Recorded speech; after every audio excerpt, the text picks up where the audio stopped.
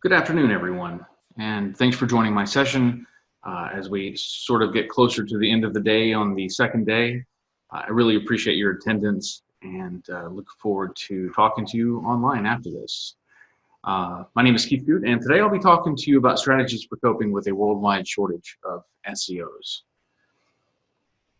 A little bit about myself. I've been in-house SEO for well over 10 years. Actually, I think I'm coming up on my 13th year at this point, and it's been a while. I've worked for companies like AMD, HomeAway, Dell, and SEO Clarity.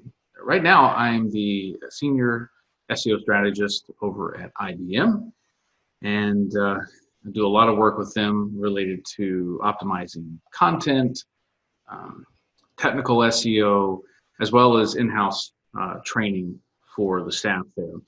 If you have any interest in following me, feel free to do so. I'm at Twitter at Keith Good, and I look forward to connecting with you after this.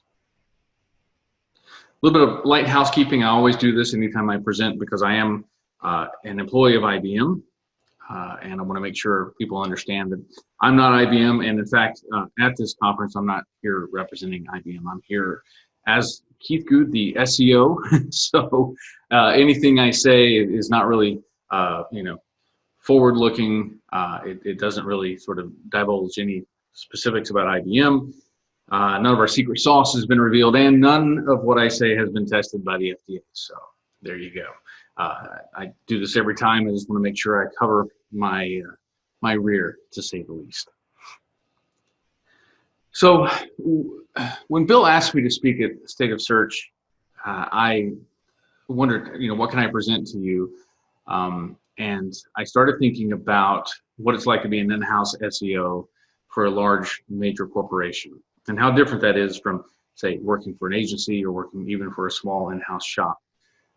And around this time last year, I saw a video with my good buddy Eli Schwartz, who did a video with Siege Media and had a discussion about sort of the state of SEO at the time. Now, this was a year ago, and it's amazing how time changes our overall perspective, but how some things don't really change very much at all. I've included a link to the video at the bottom of the slide, so when you get the slides after this, feel free to go check it out. It's actually a very informative, 30-minute video with Eli Schwartz. And if you aren't following Eli on social media, I encourage you to do so. Check him out on LinkedIn, check him out on Twitter, etc. He's a very sharp individual. He worked at SurveyMonkey. And one of the things that he said in the video that really struck a chord with me was how often he was approached by other companies and other agencies to work for them as an in-house person for SurveyMonkey. And I think that's a pretty common thing for SEOs of well-known brands to be approached by companies to come work for them. I think the assumption, of course, is that if you work for a company like IBM or Dell or any of these other major corporations like SAP, Oracle, you know what you're doing and you have a broader sense of how SEO impacts your organization's revenue, but also how every other aspect of the organization impacts SEO. That sort of symbiotic relationship between all of the departments. And it was a really interesting video to watch because he stated that there is a true skills gap in SEO. And I think I believe that because I see a lot of folks that contact me on a regular basis who are basically running the ad for that job for months and sometimes up to a year or more. And it shows that they're not really finding what they're looking for in the talent that's available in the pool that's out there. So I wanted to talk to you today about how you can cope with that. How do you cope with basically not being able to hire an extraordinarily talented SEO or a well-skilled SEO with long years of experience for your organization right away? You still need to get that talent filled, right? So let's talk a little bit about that today. So basically, based on what Eli was saying, established SEOs are in demand, to say the least. It's a nearly constant stream of job opportunities, and many of these positions remain open for a long time. Now, this was a year ago, and here we are a year later. A pandemic has occurred in the interim. And despite that fact, organizations are still hiring SEOs like crazy. So rather than a shrinking job market in the face of a pandemic, companies are seeing that, wow, being online is more important than ever. How do we get more online traffic coming to our site? How do we gain in that particular channel? So, and in fact, you can actually see jobs are on the rise. I pulled this from backlinko.com. They have an incredible amount of really good content over there. And one of my favorite pieces of content from them is from their 2020 SEO jobs report. So you're going to see a lot of slides from that report here. I highly recommend you go check out that particular report on backlinko.com/SEO-jobs-report. But definitely check it out. And as you can see, you know, really the pandemic struck hard here in the United States in March. Job growth has not slowed down for SEOs in that period of time. But here's the problem for pretty much any organization that's trying to hire right now. There are challenges to building a team if you don't already have a team. And there are challenges to keeping a team if you have a team. So let's talk a little bit about the first of those problems right now. The problem, of course, as Eli mentions, is there is a true skills gap. While if you go and you do a search on LinkedIn for SEO for a candidate, in the United States, about 938,000 people sort of meet that criteria. But really, if you look for SEOs who have that in their job title, it's actually right at 20,000 people. So 20,000 SEOs, officially SEOs, are available in the United States for those jobs that you're looking to fill. Who are those other people, though? You know, 938,000 versus 20,000. How many? And who are those people? Well, some are copywriters who've been trained to write SEO copy. Some are marketing practitioners who happen to know SEO. Some of those are digital strategists who happen to know SEO because it helps promote their products or services. Some are PPC practitioners who are wise, and they know that yeah, if you have a good organic presence, you probably have good quality scores, etc. Sometimes you have developers who are savvy enough to know how important development is to SEO, and sometimes it's people who've taken a class in SEO, like one of mine that I've given at Dell and at IBM. And sometimes we do find those people on LinkedIn, even though they've only taken one class, claiming that they know SEO, which is a real challenge. And sometimes if you train someone internally, they go around the organization saying that they're SEOs, and that's why I'm going to talk about that in just a little short while. But frankly, these are very likely not the people who are going to help you build an SEO strategy for your large site. Frankly, the jobs outnumber the available talent. 11,000 jobs on Indeed for SEO right now. So you're like, well, there's 20,000 people in the United States who have SEO on their title, 11,000 jobs. Surely some of those people would be looking for jobs. You'd be surprised though.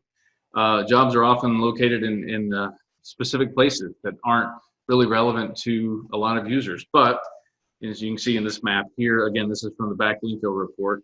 New York dominates the job market right now, followed. It varies based on who you're looking at. I've pulled information here from both Backlinko as well as from Indeed, as well as from LinkedIn. San Francisco, Austin, Chicago, Atlanta, the usual suspects generally dominate the job market, but the most qualified candidates may not live anywhere near those large cities and may not want to for good reason. Remote working isn't always an option either, which is a real challenge. There are a lot of companies that are still stuck in the 20th century. They believe that you have to be where all of your other coworkers are in order to be effective. As you can see, I pulled this number, I believe, from LinkedIn. They had, no, this is actually from Indeed. They had 11,000 jobs. Of the 11,000 jobs, only 584 of those were considered remote jobs. It's not to say that the folks that have listed for jobs in San Francisco and Austin aren't necessarily looking for people who are able to work remote, but they actually are saying that they prefer someone to be in that city. The challenge really is that we often limit ourselves, and that makes assembling our team much more difficult. So first and foremost is availability. You know, there are 20,000 SEO practitioners in the United States right now. Some of that availability may not be there. I mean, let's be frank. Your ideal candidate might be happy right where they are, and hiring them away would be extraordinarily difficult. You know, they may work for fantastic companies with great benefits and great environments and great team atmospheres, and they might be in that sort of sweet spot where you've got a great environment, but you've also got an executive uh, group that actually understands the importance of SEO, and why would you leave that, right? So hiring them away would be extraordinarily difficult. The other, of course, as I mentioned before, is geography. You might find the right person for the job, but you may not be where they want to be, and that's a real challenge. Affordability. Let's be frank, your ideal candidate may be beyond your budget, especially if you're a smaller company. If you take a look at the median salaries for SEOs, that they wildly vary based on where you are in geography. I mean, it's between 48,000 and 75,000 median. If you look at the lines here, though, you know, that could go up to 150,000, that could go up to 200,000, just depending on which state you're in. So that becomes an affordability issue for your company at that point. And sometimes it's a lack of skills. You've got a large pool of candidates who just don't have the number of skills that you're looking for. Oftentimes, if you see a job for an SEO strategist, they're looking for someone with a minimum of 4 years of experience. You might have a pool of folks that only have 2 years of experience. Well, I mean, let's be frank, SEO changes just about every 6 months. So what difference does it make, right? So you take a look at the skills that are out there, though. You know, sometimes they might have the right marketing skills, but they don't have the right technical skills. If you take a look at this graph, this is from the SEMrush Academy doc on SEO skills that are important for 2020. You know, 31% technical SEO, 45% need to know HTML and CSS. You might get someone who's highly qualified in link building or content writing, but they don't know anything about HTML or CSS. So keep in mind, SEO is a multidisciplinary field, and not everyone comes out of either college or their previous experience with both marketing skills and technical expertise. That's a real challenge sometimes. And also, one of the challenges that you face is, okay, you've got the qualified candidate, but where do they align? You know, are they lawful good? Are they 100% white hat and they listen to everything that Google says and just take that as gospel? Or are they chaotic evil and then they're full black hat and they're ready to buy a bunch of links for you and get you penalized later on down the road? So for short-term gains, right? So what is the alignment that you're looking for, and is the qualified candidate that you're looking at fall under that alignment? So some of the solutions to these problems, you know, some opportunities for expanding your opportunities may be this: consider remote employment. As soon as I posted the title of my my particular session here at State of Search, I got a response from a gentleman over in Poland. He goes, well, you know, maybe companies aren't looking hard enough. I've applied for roles, including low-end content positions over the last 3 months, and along with the hundreds of other applicants, but I've only been approached by one other company directly. So strangely, that was via Twitter. Later, he says, my hypothesis is that when he moved from Poland to Berlin, and he thought the job market in Berlin would be better, it just didn't work out. He only got to the interview stage with US and UK firms outside of search. So, you know, you might have a highly qualified person, and in fact, I know this person. They've been in the industry for a while. I think they probably know SEO quite well, but they're having a difficult time finding a job because of where they're located. So, you know, I would disagree that the companies aren't looking hard enough. I think maybe they're not flexible enough. You really have to get to the point now. We're in the midst of a pandemic, folks. And you just go from news article to news article, and many of them are saying, we're not going back to the normal that you thought we knew. We may not be going back to the office at all in many cases. And so that's really a big, drastic change. And companies have to pivot in order to meet that changing environment. I'm reminded of IBM, my employer. I remember in the early 90s, they were hiring folks and having them in certain locations, and then, you know, they basically changed leadership for a department in the 90s, and that person would then need to move to Boston or to New York or, you know, to I don't know, Austin to stay with that team. And IBM became known as I've Been Moved. And then, of course, the late 90s hit, early 2000s. A lot more people were working remotely. IBM embraced this idea. They're like, ooh, we can save on real estate. Fantastic.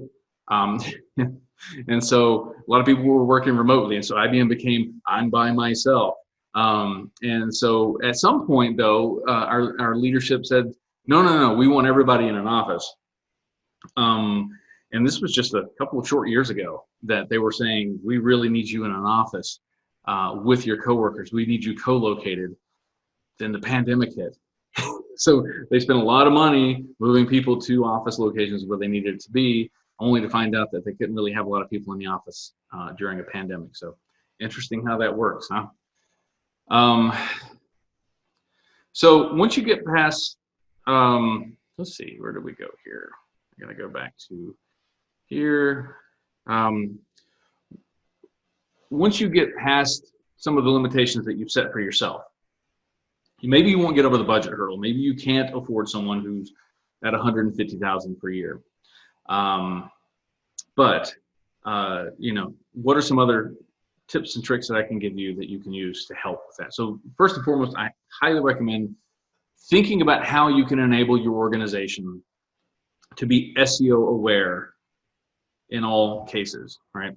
So train the team that you want with the team, sometimes with the team that you have, but sometimes you can hire with less experience. Most jobs really just need boots on the ground people who are doing the hard work of SEO, right? You can train in other areas. So you might get a candidate who is a fantastic copywriter, but they don't know anything about CSS, HTML. They don't know anything about JavaScript. They don't know how to crawl sites. They don't understand what response codes are. Well, you know, that's easily trained. Those things are easily trained. So hire with less experience. You can train in the other areas and send them, you know, here's an idea. Train them in other areas or send them to conferences like this one. They can learn a lot more there. Benefits of this are there. It's affordable and it kind of builds loyalty with these people who you gave a chance to. The risks, of course, you might train them right out of your organization. They might become such a good candidate that suddenly someone else comes along and hires them out. So make sure you're an awesome company and that people want to stay with you. Another thing you can do is you can train existing employees. Let's be frank. A lot of people, they've done the same job for years. Maybe they want to learn something new, all right?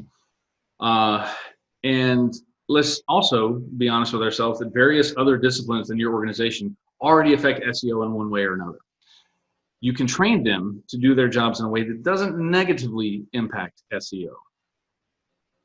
I do caution against one-size-fits-all enablement. I've done this for years, and here's what I found. It's basically worthless. So in the best case scenarios that I've seen, you get attendees who leave feeling like they learned something, but then they forget everything. And then suddenly they're leaning on you because they're like, I think this is SEO related, but I don't know for sure.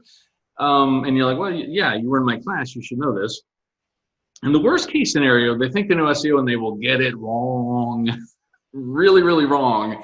And then they basically put you in a situation where you've got to go around and clean up after them because they've gone through and they've done something completely opposite of what you told them to do. And now they've actually cost you organic traffic in many ways. So I would say one-size-fits-all enablement for your organization is a bang idea. You've really got to customize the training for each discipline. You have to. Crawling, indexing, ranking, useful responses, these are all part of the Google process of getting you into their system and then ranking in their system and then spitting out sort of these instant answers. You have to show people where along the line they impact SEO. Do they prevent Google from crawling as developers or systems engineers? Do they basically have a ton of duplicate content so your digital strategists just keep popping the same content across multiple pages? Have they basically decided to use useless marketing jargon instead of actual practical language on their pages? And have they basically established zero relevance for your pages, which would mean you don't rank very well. You might be indexed, but you won't rank. There are a ton of ways that each individual discipline impacts SEO, and you can really, really bring the training down to them. and let them know, hey, when you're doing this, keep this in mind. You can impact SEO negatively. I haven't used this slide in years at this point, but it's still relevant. It really is relevant. It all works together. This machine all works together if everybody's pulling their weight and they're basically doing their part to keep you up and running. And I would be remiss if I said in this particular scheme that you're looking at things, that you didn't also consider your agencies. And I'm not saying this because a lot of my friends in this conference today and yesterday run agencies. I'm saying they're vitally important. Having an external view of your site is a real benefit to you. Now, don't get me wrong, I absolutely abhor when an agency or a tool goes around me and goes to my VP and basically sets up a meeting. I'm looking at one company in specific this week. I don't think you know who you are, but I will tell you about it later. Who went to a VP and said, hey, we have a great tool and your team won't look at us. And rather than, the VP saying, well, I trust my team, come back later, they went straight to her instead. So that's very annoying, but I will say that agencies can be a real benefit by saying, hey, here's our external worldview of this. Have you considered this? And as an in-house SEO, I'll tell you, no, gosh, I didn't even think about that. That makes perfect sense. They'll catch things that I haven't caught, and I'm happy for that. So yes, definitely partner with your agencies in that case, and they can actually fill the skills gap for you while you're building that in-house team. So keep that in mind for sure. It's really important to seek executive support and build standards for your site across the board. It's really, really important. You can either fight 20 different department heads by yourself, or you can get the highest level executive that you have on your site to give you the authority over those heads of department. You can, and of course, by doing this, this allows you to implement rigorous standards. Okay, standards are a must to have in addition to your enablement. Yes, it's nice if somebody thinks about it and they remember that they need to do these things, but it's really, really much more important for them to understand that there are also sort of guardrails in place, and that's where the standards come in. And an additional standard that you can put in place are additional requirements for your QA processes. So, there was a post earlier this week on Twitter. Someone was saying, hey, our development team really screwed up our hreflang tags. They used UK instead of GB for hreflang. And how can I prevent this in the future? And I suggested, hey, put this in the QA process. If it does not pass the QA process, it does not go into production, and their code sits idle until they fix it. Very, very important to have that going on. So true organizational change is a top-down mandate. Very, very important to have your folks in the executive positions behind you in all cases. So I will say this as I wrap up, we are hiring, so feel free to reach out to either me or Jesse McDonald, who's also presenting at State of Search, or presented earlier this morning. And we'll fill you in on it if you're looking to work for IBM. Sadly, right now, we are only hiring in Austin and Raleigh. So keep that in mind as you reach out to us. Thank you very much. My name is Keith Good. Feel free to reach out to me on Google or on Twitter or LinkedIn, and I'm really happy to connect with you. So thanks very much. Have a great rest of your day.